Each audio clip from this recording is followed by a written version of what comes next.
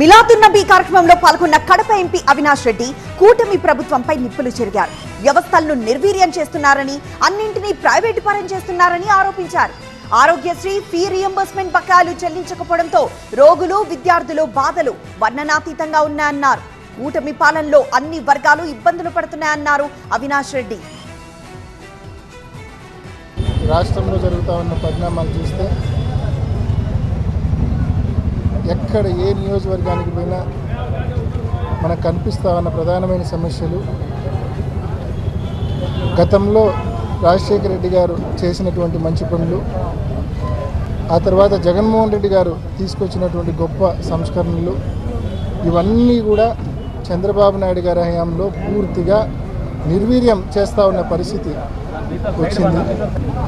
ఇవాళ ఆరోగ్యశ్రీ పరిస్థితి ఏంటంటే హాస్పిటల్లకు బిల్లులు ఇవ్వడంలా దాదాపు 3,500 కోట్ల రూపాయల బకాయిలు ఉన్నాయి. పోయి ఈరోజు ఇండెంట్ పెడితే 2-3 రోజుల్లో యూరియా వచ్చేది, మనకు ప్రాంప్ట్గా ఎక్కడికక్కడ ఉండేది. ఈరోజు రైతు భరోసాల సిస్టమ్ పూర్తిగా నిర్వీర్యమైపోయింది. పరిపాలన ఫెయిల్యూర్, పథకాలు ఫెయిల్యూర్.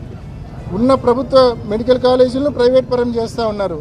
అంటే ఎందుకు ఈ ప్రభుత్వానికి ఓటేసి పరిపాలన పగ్గాలు ఇలా చేతిలో పెట్టామా అని చెప్పి ప్రజలు బాధపడే పరిస్థితికి వచ్చింది ఇవాళ ఈ ప్రభుత్వ పాలన చూసిన తర్వాత.